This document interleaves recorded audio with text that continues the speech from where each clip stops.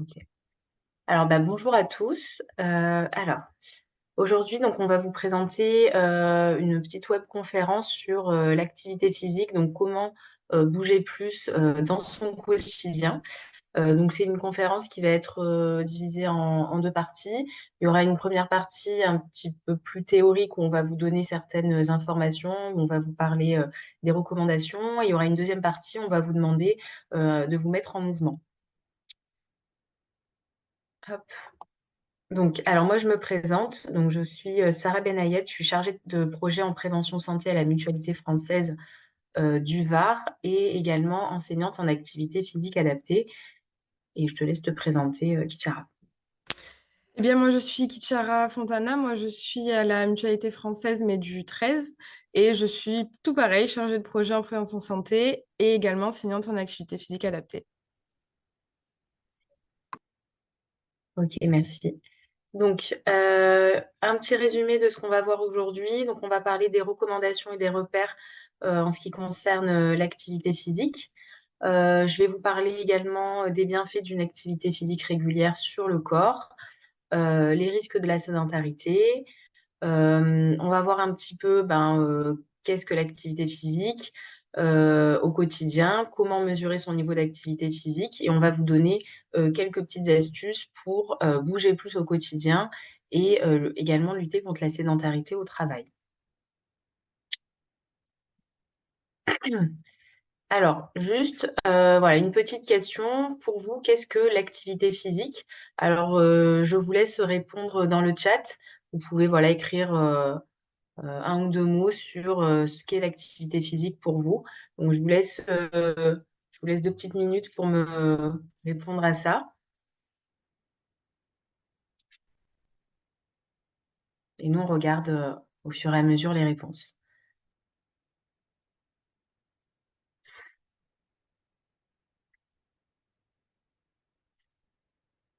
Alors je vous laisse écrire dans le chat du coup, qu'est-ce que l'activité physique pour vous?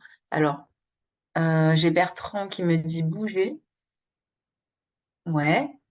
Marcher, jardiner, OK.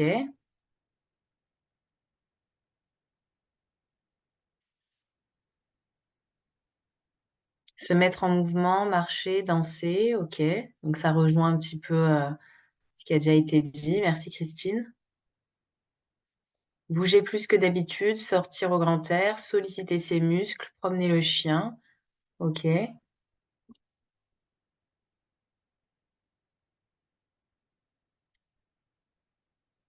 Gymnastique, natation, sport. N'importe quelle activité qui fasse bouger ses muscles. OK. Bouger, marcher, jardiner. Alors là, ce qui est intéressant, donc tout ce que vous me dites, ça se rejoint un petit peu. Bouger, respirer. OK. Il y a Irène qui nous a parlé du sport. Donc, on va voir un petit peu la différence entre l'activité physique et le sport.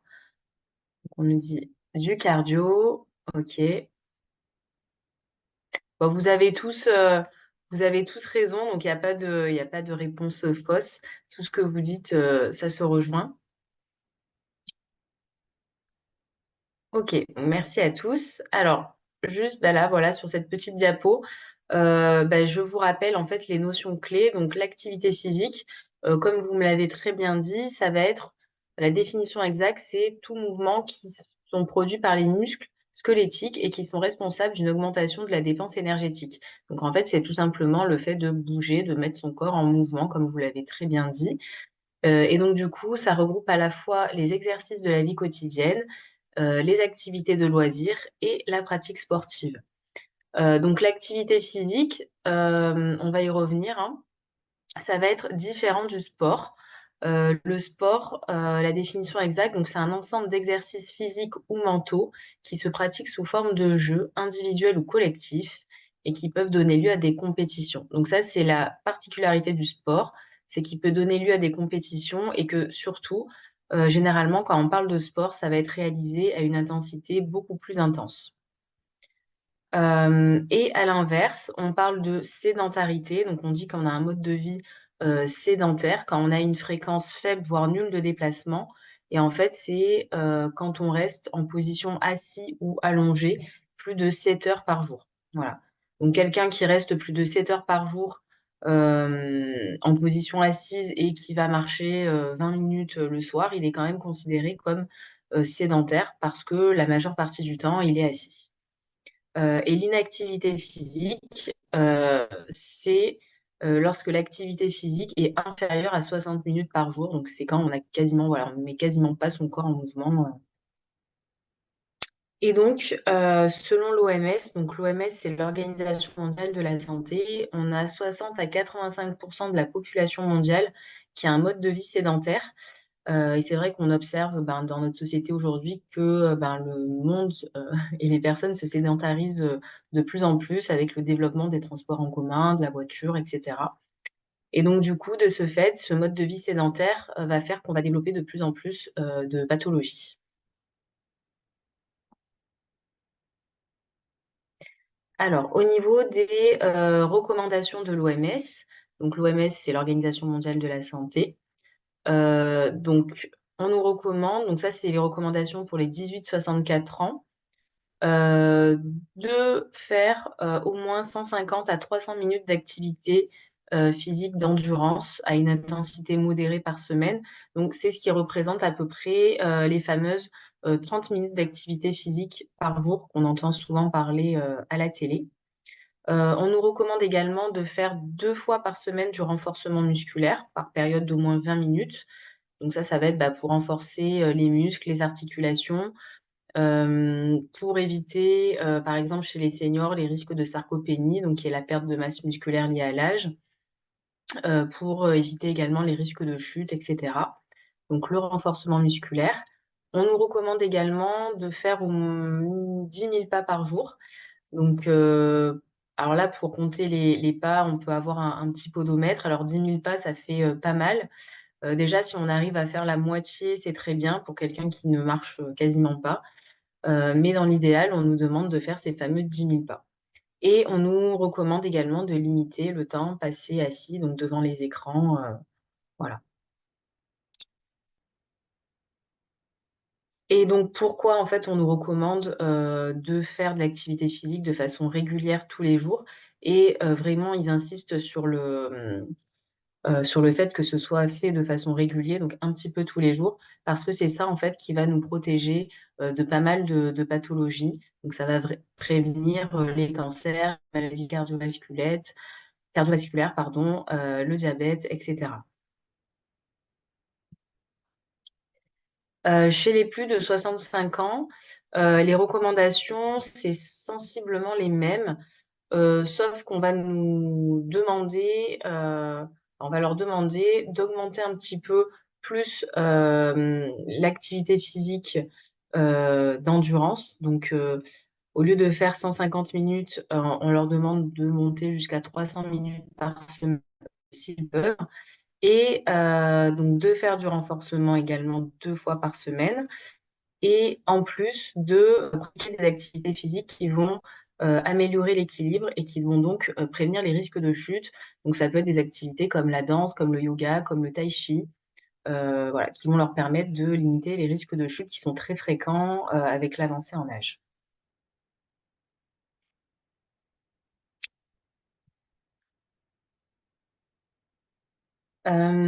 Au niveau des bienfaits donc de l'activité physique régulière, donc maintenant on a de nombreuses études qui, montrent bien que, l'activité physique en fait va agir à plusieurs niveaux. Donc à un niveau physique, mais également, à un niveau mental, hein. Elle va également favoriser, une bonne santé mentale, et donc va améliorer la qualité de vie. C'est vrai que quand on pratique l'activité physique, souvent, ça nous permet de renforcer, l'estime qu'on peut avoir de nous, la confiance en soi. Il y a également le fait de, bah, voilà, quand on fait une activité, qu'on n'avait jamais fait, on va avoir ce sentiment de satisfaction parce que, bah, on réussit à réaliser quelque chose, qu'on n'avait pas réussi avant. Ou on va avoir, voilà, le fait de pouvoir noter une progression dans une activité. Tout ça, ça va nous permettre de renforcer l'estime et la confiance qu'on a de nous-mêmes. Et c'est prouvé également par de nombreuses études que l'activité physique réduit les risques de dépression, d'anxiété. Euh, donc voilà, tout ce qui va être lié à la santé mentale, ça va vraiment avoir un effet protecteur. Ça agit également sur le lien social. Donc c'est vrai que pour les personnes qui vont être, par exemple, un peu plus isolées, par exemple pour des seniors qui vivraient seuls, le fait de pratiquer une activité physique, euh, d'être inscrit dans une association ou dans un club, enfin, ça va leur permettre de sortir de chez eux, de faire des rencontres, de partager des moments aussi de convivialité et d'avoir ce sentiment en fait d'appartenir à un groupe qui est très important parce que nous sommes tous sociaux, qu'on n'est pas fait pour vivre seul tout le temps. Et donc voilà, il y a certaines personnes qui des fois s'inscrivent dans des activités physiques ou sportives uniquement pour rencontrer des personnes, faire du lien. Et voilà, parce que ça aussi, ça fait du bien au moral. Chez les seniors, on a toujours voilà, hein, la protection contre les risques de chute. En fait, ce qui se passe chez les seniors qui font pas d'activité physique ou qui ont déjà été victimes d'une chute, c'est que derrière, souvent, quand on chute, on va avoir un petit peu peur de reprendre les activités qu'on faisait habituellement. Et en fait, plus on a peur de la chute, plus en fait, on va chuter. Pourquoi? Parce que il y a cette appréhension de chuter. Quand on diminue nos activités physiques, forcément, on va perdre de la force au niveau des membres inférieurs. Comme on diminue de plus en plus ces activités, on a un peu moins de mobilité, on a un peu moins d'équilibre, un peu moins de coordination.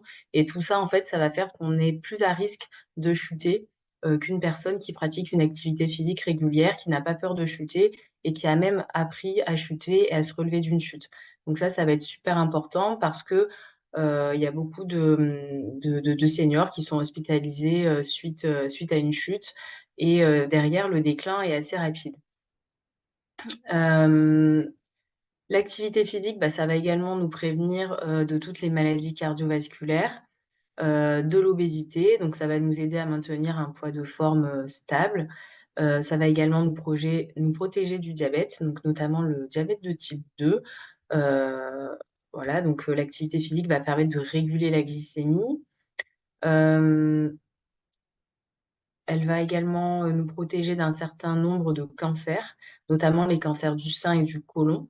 Et pour les personnes qui ont déjà, voilà, qui ont déjà un cancer, qui sont sous traitement, l'activité physique adaptée, donc à une intensité faible à modérée, et avec accord du médecin, va permettre de réduire l'état de fatigue du patient. Voilà. Faut savoir que maintenant, on peut également prescrire de l'activité physique euh, adaptée. Donc, c'est ce qu'on appelle le dispositif sport sur ordonnance. Donc, les personnes qui sont atteintes d'une pathologie chronique, donc d'une affection longue durée, qui sont en ALD, peuvent bénéficier donc du sport sur ordonnance. Donc là, c'est le médecin traitant qui va prescrire en fait des séances de sport adaptées. Euh, et donc, le patient va pouvoir se faire rembourser d'une partie de ses séances par sa mutuelle. Alors, c'est pas toutes les mutuelles qui remboursent ça, mais voilà, ça, il faut se renseigner auprès de sa mutuelle. Et il y a pas mal de dispositifs qui permettent de bénéficier de ça. Euh, donc ça, voilà, donc c'était pour les bienfaits d'une activité physique régulière. Alors, je regarde en même temps s'il n'y a pas des questions. Non, je n'ai pas de questions.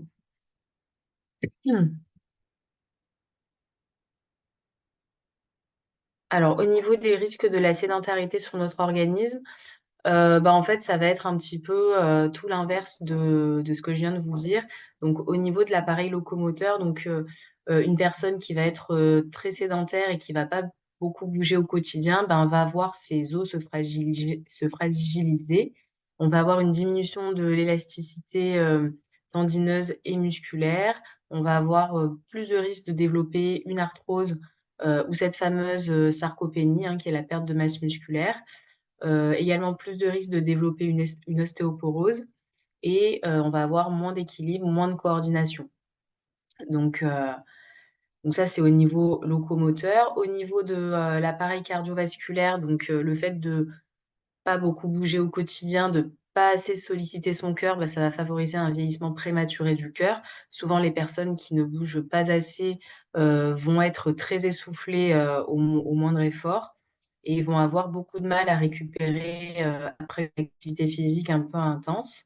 Hem Ça va également, favoriser le développement des hypertensions et de l'insuffisance cardiaque, tout ce qui est maladie cardiovasculaire. Hem Et au niveau de l'appareil respiratoire, je l'ai dit, diminution des capacités respiratoires et essoufflement.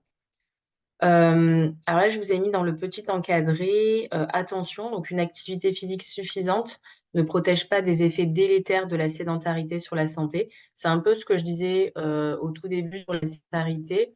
C'est pas parce que je fais 20 minutes, d'activité, physique, 1 à 2 fois par semaine que, je vais pas développer certaines pathologies si le reste du temps je bouge pas du tout. Donc en fait, c'est vraiment la régularité et le fait de bouger un petit peu, chaque jour et si on peut même plusieurs fois par jour, qui va nous protéger de, voilà, de pas mal de pathologies. Donc faut pas, voilà, faire, uniquement, 1 heure d'activité physique le dimanche et le reste de la semaine, je fais rien. C'est vraiment, la régularité, qui est le plus important. Vaut mieux faire un petit peu chaque jour que, voilà, beaucoup d'un coup. C'est un petit peu comme le brossage des dents, où il faut se brosser les dents, normalement 2 fois par jour, tous les jours et c'est ça qui fait qu'on a une bonne santé bucco-dentaire. Là, pour l'activité physique, bah, c'est pareil. Juste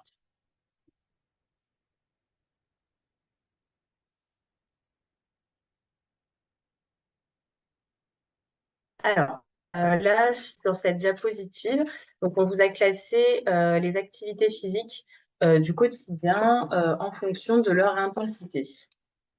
Donc,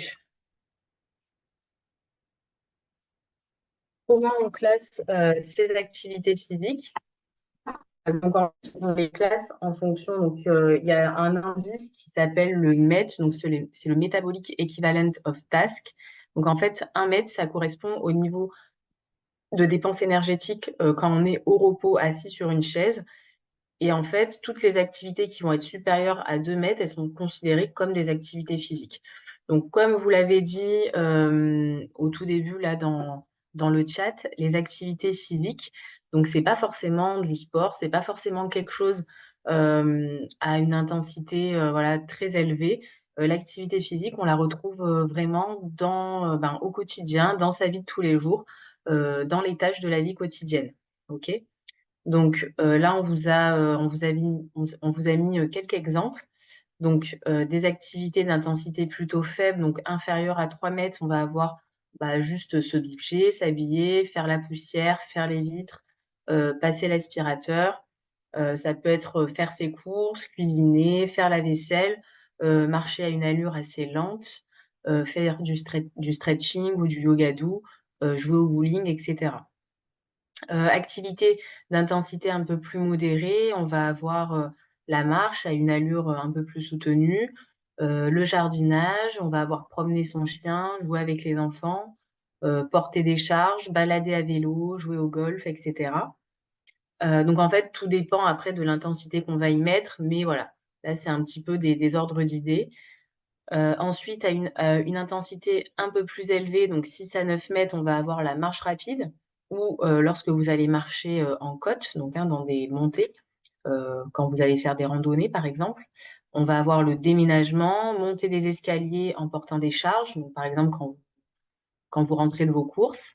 On va avoir la natation, faire la fête, hein, l'intensité qu'on y met, quand on danse, on dépense pas mal d'énergie aussi et tout ce qui va être, bricolage et ensuite, on va avoir un niveau d'intensité, très élevé. Donc là, ça va être porter des charges, très lourdes, courir à plus de 10 kilomètres par heure, la natation en compétition, les sports de combat.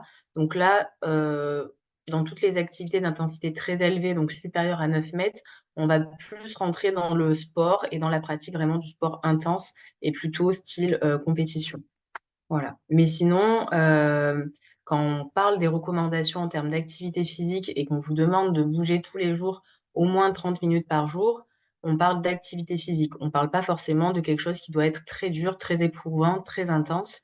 Donc l'activité physique, vous voyez bien que c'est vraiment accessible à tout le monde et que, bah, tout le monde peut aller marcher, tout le monde peut aller balader, voilà, tout le monde normalement bouge au quotidien. Et même chez soi, on a pas mal de moyens, de possibilités d'être en mouvement.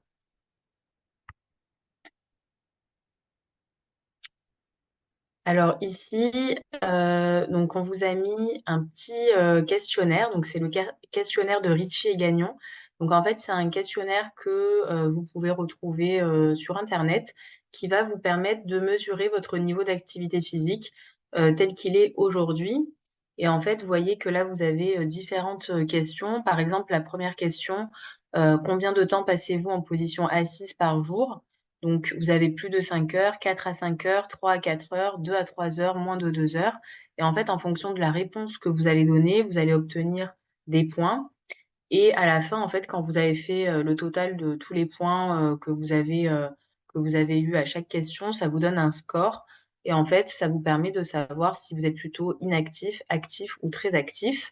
Et donc du coup, en fonction de, bah, voilà, du résultat que vous avez au questionnaire, vous allez pouvoir un petit peu, vous situer, voir où vous en êtes et voir, bah, ce que vous pouvez faire, ce que vous pouvez mettre en place au quotidien pour bouger un peu plus, et pour, voilà, augmenter votre dépense énergétique, journalière.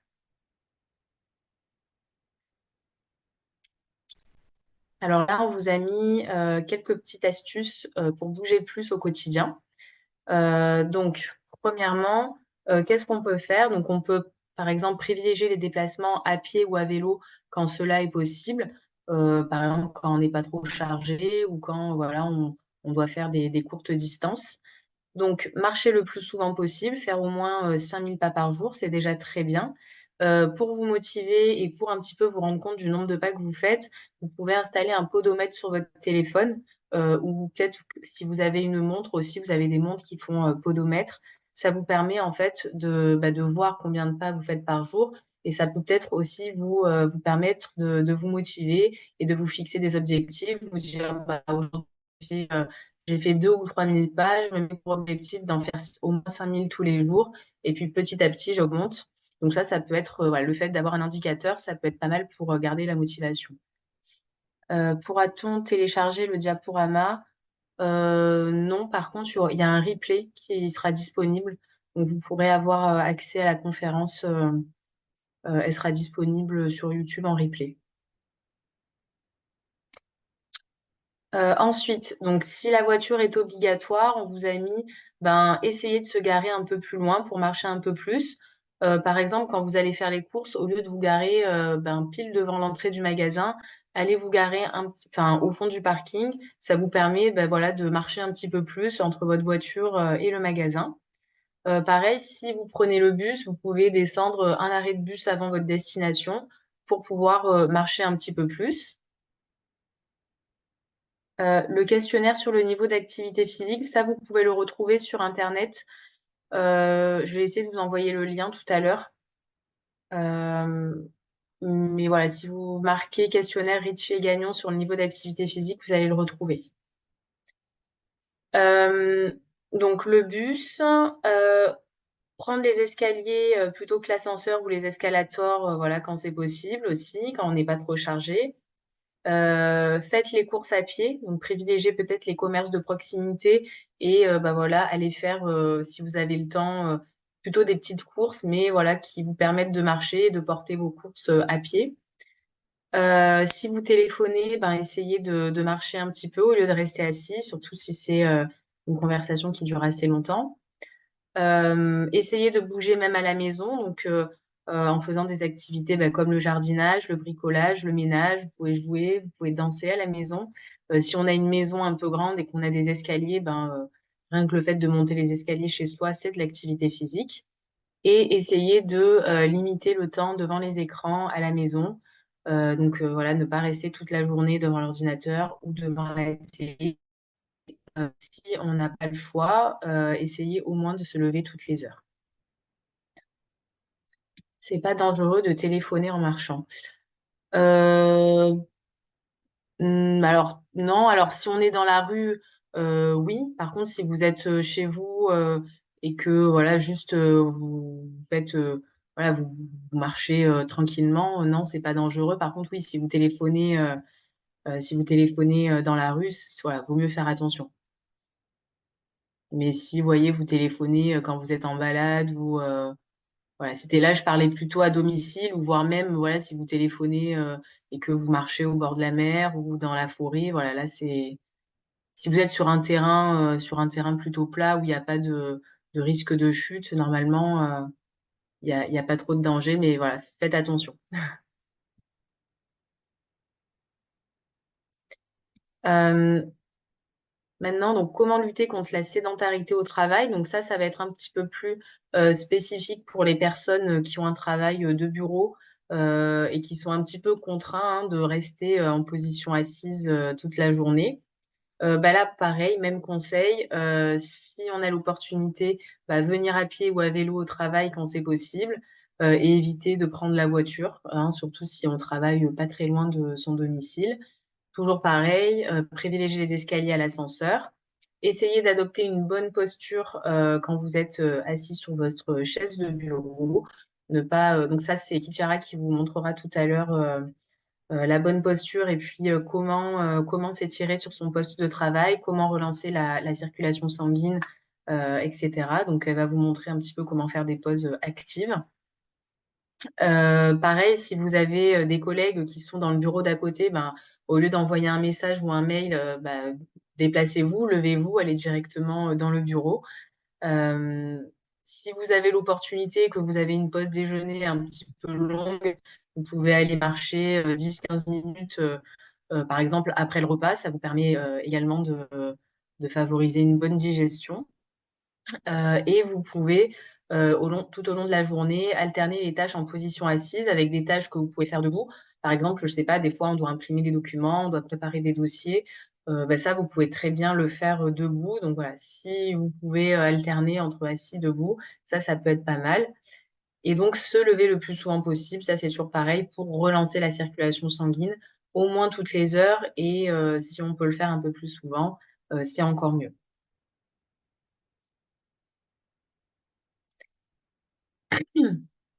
Donc là, je vous ai un petit peu résumé tous les méfaits en fait de la station assise prolongée. Donc, ce qu'on risque en fait de développer à terme quand on est trop souvent en fait en position assise, c'est tout ce qui va être entorse au niveau du cou et des épaules, car on a une sollicitation en fait excessive vers l'avant. Le fait d'avoir toujours la tête baissée vers l'avant, souvent, ben, on va développer des douleurs au niveau des cervicales. On peut aussi avoir des entorses au niveau de la colonne vertébrale parce que bah voilà, on a des tensions, on a vachement plus de tension en fait au niveau de la colonne vertébrale. À force de rester assis, bah, on va avoir un affaiblissement musculaire car les muscles ils sont pas assez sollicités. Donc ça va être bah, plus les muscles du bas du corps. Pareil, on va avoir au niveau des hanches des impacts. On va avoir une baisse de l'amplitude articulaire au niveau des hanches car pareil, on les sollicite pas assez. Et mauvaise circulation sanguine, on peut avoir cette impression d'avoir les jambes lourdes ou les jambes un peu gonflées parce que justement, ben, on se lève pas assez souvent. Donc voilà, ça c'est un petit peu ce qu'on peut développer à terme si on reste trop souvent assis. Donc voilà, faire attention à tout ça. C'est pour ça qu'on va vous proposer des exercices pour mettre un petit peu son corps en mouvement, même quand on est un petit peu contraint à être assis. Bah alors moi j'en ai fini pour la partie un petit peu théorique. Alors je ne sais pas s'il y a des questions. Euh, on prendra le temps aussi de répondre aux questions à la fin s'il y en a d'autres. Et puis là je vais laisser Kichara du coup vous montrer bah, quelques petits exercices que vous pouvez réaliser à la maison. Alors, merci Sarah. Alors, du coup, nous, on va voir ensemble du coup, des exercices pour un peu casser sa sédentarité du coup au travail. Et après, une petite séance de réveil musculaire qu'on peut faire le matin ou dans la journée pour un peu se réveiller et faire bouger son corps. Alors, du coup, je vais m'éloigner. Sarah, tu peux enlever ton partage d'écran, comme ça on me verra en plus grand. Hop, super.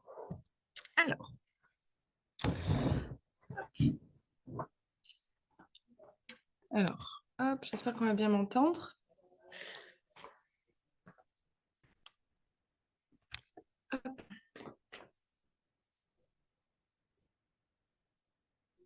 On répondra aux questions après. Alors, on peut commencer du coup. On vous a dit qu'il est important de se lever quand on a un emploi où on est souvent assis. Donc, quand on se lève, on peut déjà soit faire des tours du bureau. On peut également venir faire des montées de genoux. On vient monter le genou au niveau de la hanche. Plus haut, c'est pas utile. Et on peut également venir faire des talons-fesses. Ça va pouvoir permettre de venir un peu détendre le bas du corps, qu'on ne bouge pas trop lorsqu'on est en position assise. Également sur la pointe des pieds, monter un petit peu. Et ça, si on ne peut pas se lever, on peut également le faire avec une chaise. On se met un petit peu au bord de la chaise et on vient monter sur la pointe des pieds, toujours assis sur sa chaise. Je repose ça. Un petit dernier exercice qu'on peut faire au bureau pour... je vais reprendre la chaise. Pour détendre un peu plus, du coup, là, la colonne vertébrale. C'est vrai que d'être assis, on va venir se tasser. On peut soit attraper sa chaise, soit son bureau. On va venir se reculer un petit peu, écarter un peu les jambes. Et là, on va venir tirer, pousser les fesses en arrière et étirer le dos. Ok. Donc ça, c'est des exercices qu'on peut faire au travail, plus simple. Et là, on va faire une petite séance de réveil musculaire. Alors, si vous voulez et vous pouvez vous lever et la faire en même temps avec moi. Donc, la séance, elle est divisée en 3 parties. Premièrement, un petit échauffement articulaire pour réveiller le corps. Deuxièmement, on passe aux exercices. Et en troisième, on fait un petit retour au calme pour redétendre le corps avant de finir notre séance. Alors, on va commencer, pour rien oublier, pour s'échauffer, on fait de la tête aux pieds. Donc, on va commencer avec la tête. On va venir faire des oui. On regarde le plafond et on regarde le sol.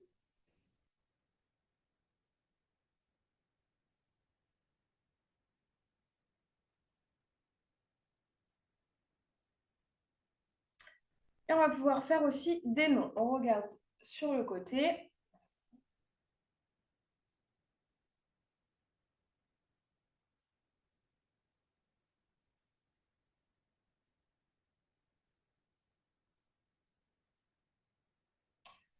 Et du coup, on a fait oui, non. On va faire aussi peut-être. On va essayer de coller l'oreille à l'épaule.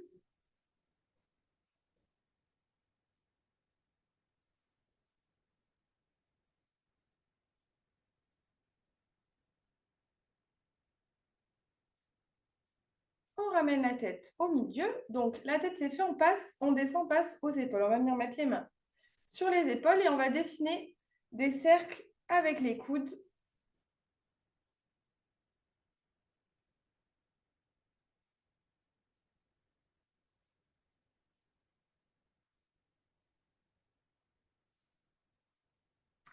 Et on va venir faire la même chose dans l'autre sens.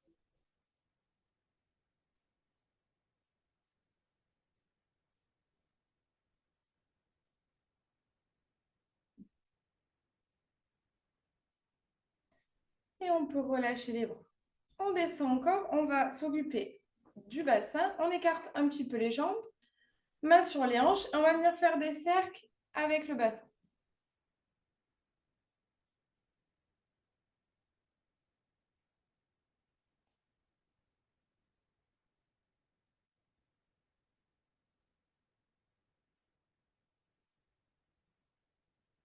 Pareil dans l'autre sens.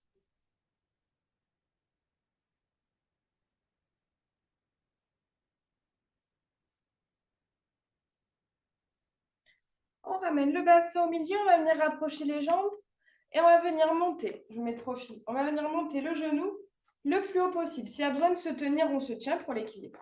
Et on alterne les jambes. On va venir déverrouiller les hanches et également les genoux.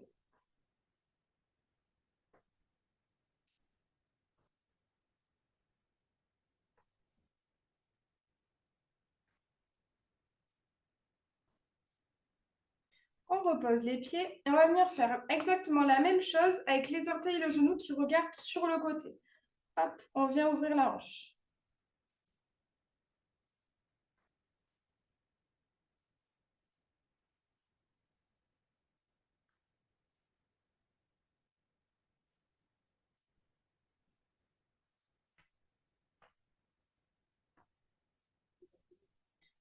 On repose les pieds et on finit du coup par les chevilles. On monte sur la pointe des pieds, un pied après l'autre.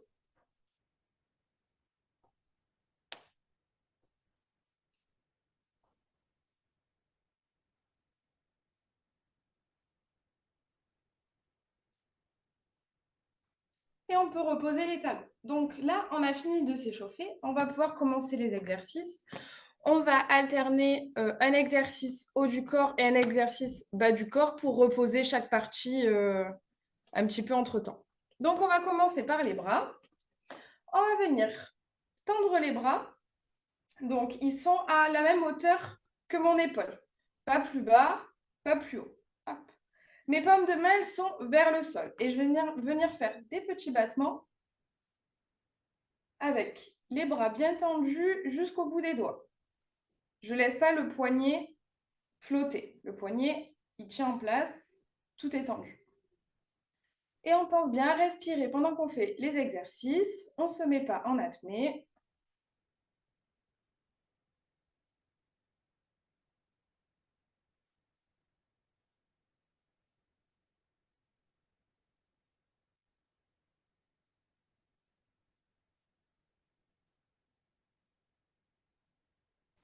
Et on relâche. On détend un peu les épaules. Et là, du coup, on va faire un exercice avec les jambes. Alors là, s'il y a besoin de se tenir, vous pouvez vous tenir. Je vous montre.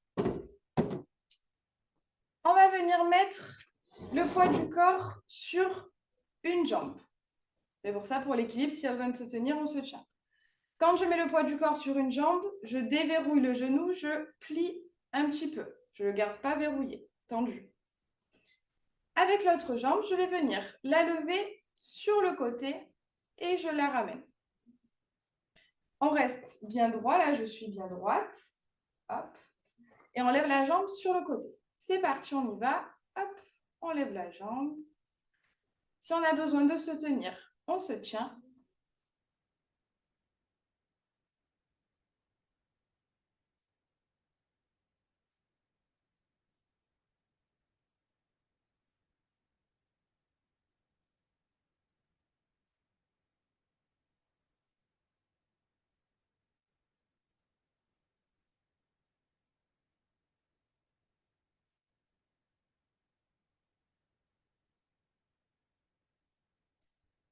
On peut ramener la jambe, on va faire pareil de l'autre côté. Hop. Donc, on met le poids du corps sur l'autre jambe et toujours pareil. Je plie toujours légèrement mon genou. L'autre jambe reste tendue et on la lève sur le côté pareil. On pense toujours bien à respirer, on ne se met pas en apnée.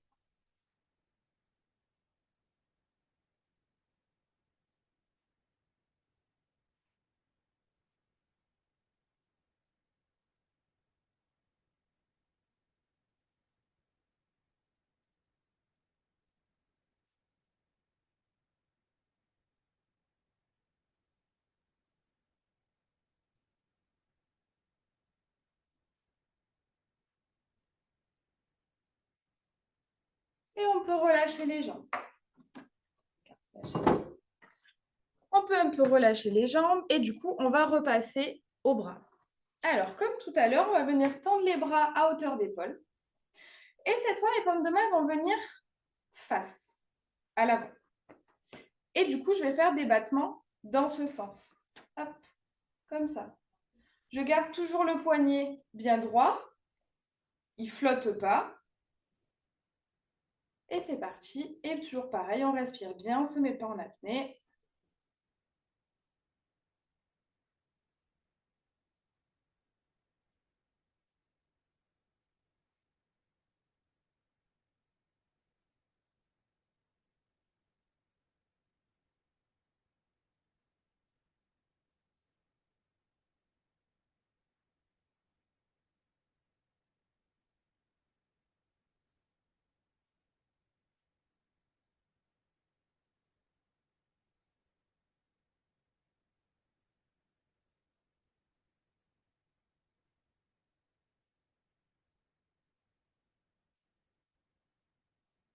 Et on peut relâcher les bras. On détend un peu les bras.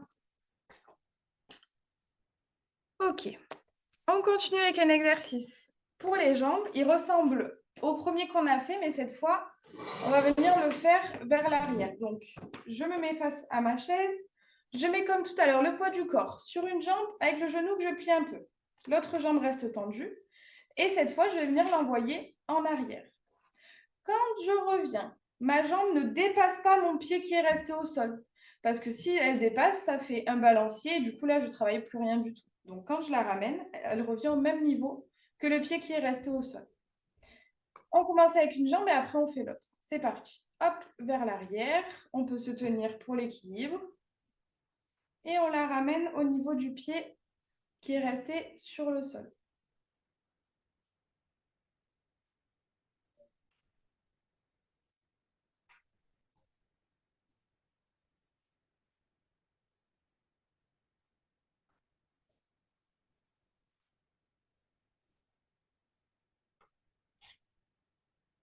On ramène la jambe. On va transférer le poids du corps, du coup, sur l'autre jambe. Et on va faire pareil avec l'autre côté. Donc, je transfère le poids du corps, je plie toujours un petit peu le genou. L'autre jambe reste tendue.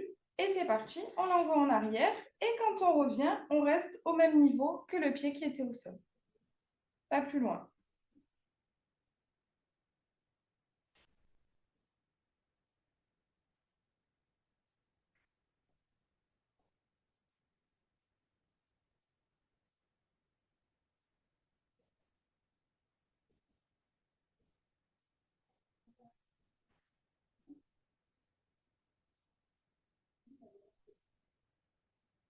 Et on ramène le pied et on peut relâcher un peu les jambes.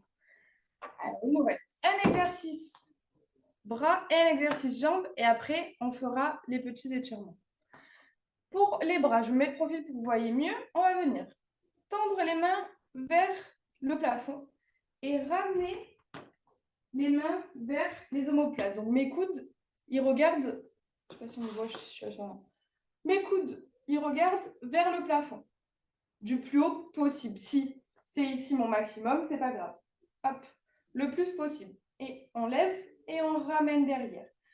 On fait attention à son dos là, moi, je suis trop cambrée. Donc si je suis trop cambrée, qu'est-ce que je fais? Je plie les genoux et je pousse les fesses vers l'avant.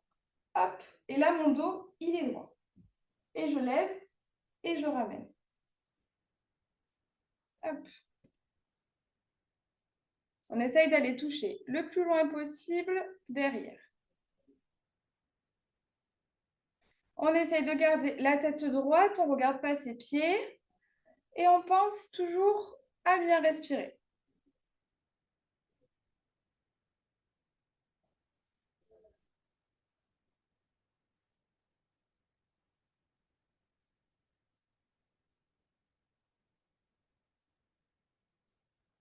Allez, et on peut relâcher les bras, on détend un peu les épaules. Alors, le dernier exercice, on va faire un squat. Alors, si on a peur de ne pas réussir à remonter, on peut prendre une chaise. Je vais vous montrer avec la chaise en démonstration. Donc, pour se placer, on écarte les pieds de la largeur du bassin. Donc, on bouge un peu. C'est en général notre position à l'aise de repos. Donc, je ne viens pas coller mes pieds. J'écarte pas non plus. Hop, largeur de mon bassin. Ici, comment je fais pour descendre? Je vais venir pousser mes fesses comme si je m'asseyais sur la chaise. Je pousse ma fesse, je me penche du coup un petit peu, je ne reste pas le dos droit, sinon je pars en arrière. Hop, je pousse, je descends. Là, si j'ai vraiment besoin, je me pose, sinon j'effleure à peine la chaise et je remonte. Donc on pousse en arrière et on remonte. C'est parti. Vous pouvez garder la chaise derrière vous pour le au cas où.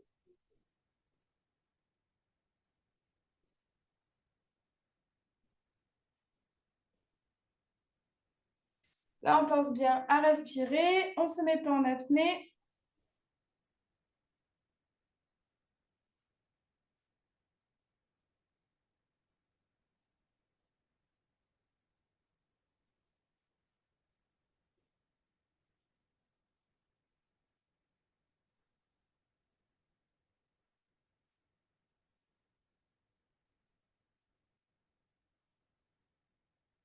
Allez, on en fait un dernier. Et on remonte, on revient. Ok, parfait. Alors, on va faire des petits étirements pour éviter d'avoir des courbatures. Comme l'échauffement, les étirements, on va faire de la tête jusqu'aux pieds pour rien oublier.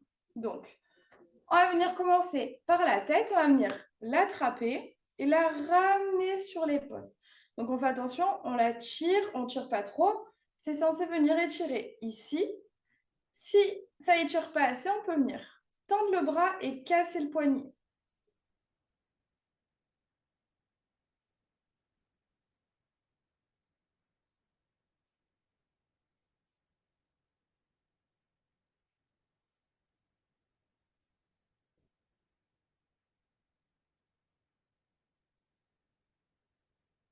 On fait pareil de l'autre côté, on attrape la tête et on la ramène vers l'épaule. Là, si on ne sent pas assez, pareil, on tend le bras, on casse le poignet.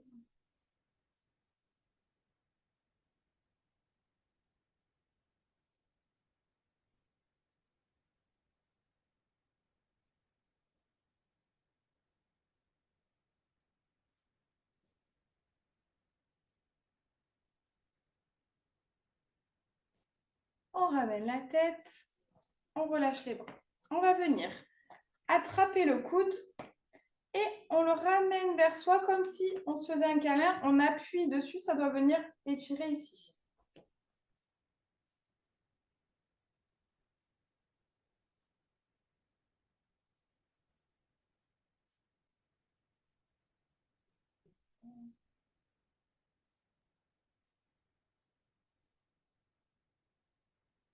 Et là, ce bras, on garde le coude dans les mains et on va venir hop, le pousser pour aller toucher le plus loin possible derrière. Et là, toujours pareil, je fais attention à mon dos. Là, je suis trop cambrée. Du coup, je plie les genoux et je pousse les fesses vers l'avant.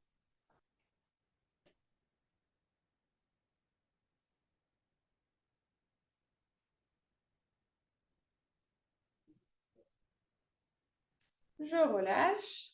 Et on va faire pareil, du coup, avec l'autre bras. D'abord, on l'attrape et on le ramène vers soi.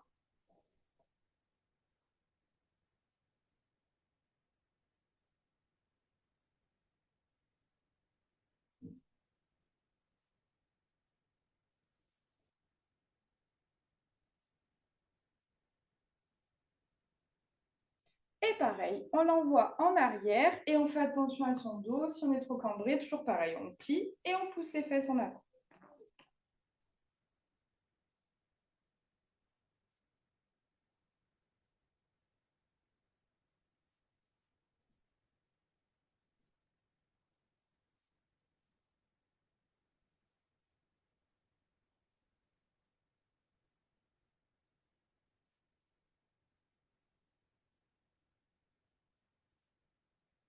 Et on relâche les bras.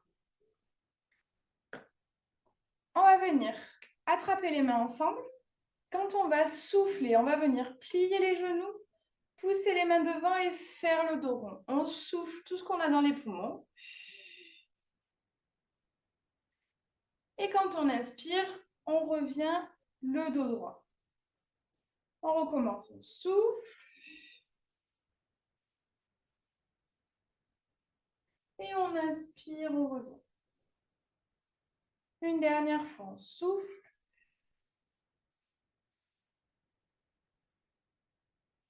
Et on inspire, on relâche.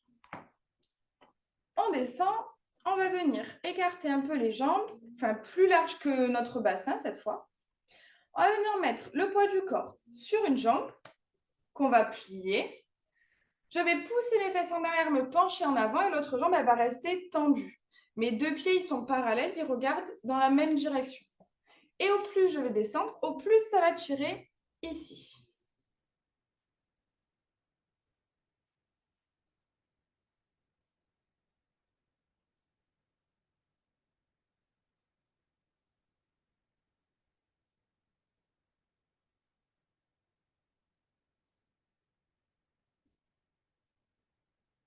On fait pareil de l'autre côté.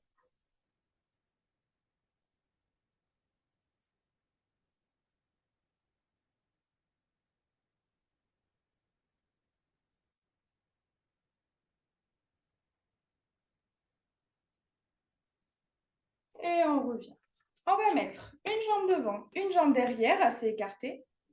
La jambe arrière, le talon reste bien collé au sol et la jambe reste bien tendue. Devant, je vais venir plier jusqu'à ce que ça me tire dans le mollet arrière.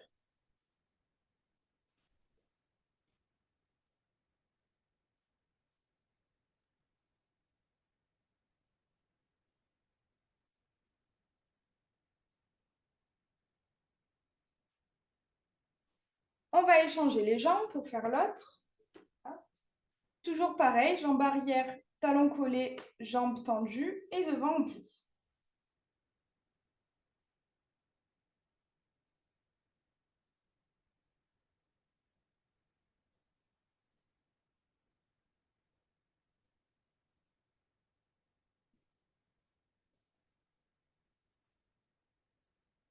Et on revient.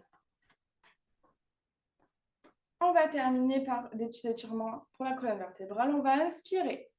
Lever les bras, on se grandit et on souffle, on relâche les bras. Encore une fois, on inspire. On essaye d'attraper le plafond, on se grandit et on souffle, on relâche.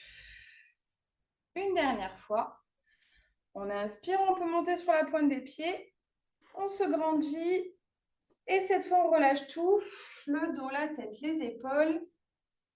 Et on va venir plier les genoux et dérouler la colonne vertébrale, la tête en derrière. Et voilà, bravo, c'est fini pour cette petite séance d'activité. Hop.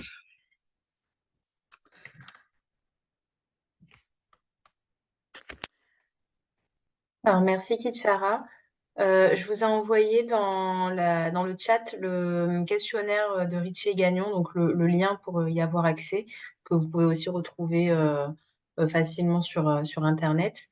Et je vais vous renvoyer le lien pour le questionnaire de satisfaction qu'il faut, si vous pouvez, le compléter en ligne.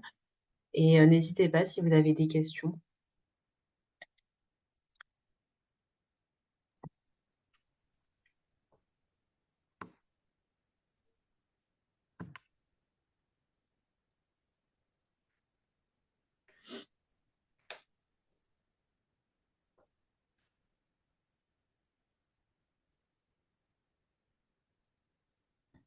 Donc, il y a Brigitte qui nous dit merci, bonne journée.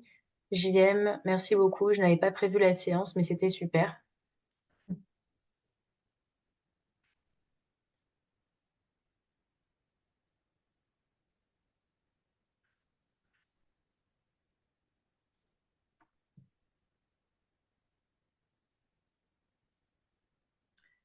Hop. Merci, bonne journée à vous également.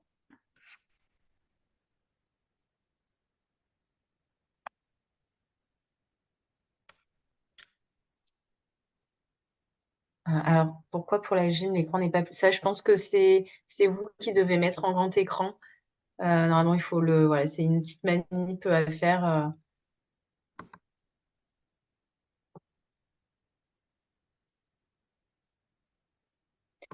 J'ai l'impression qu'il n'y a pas de questions.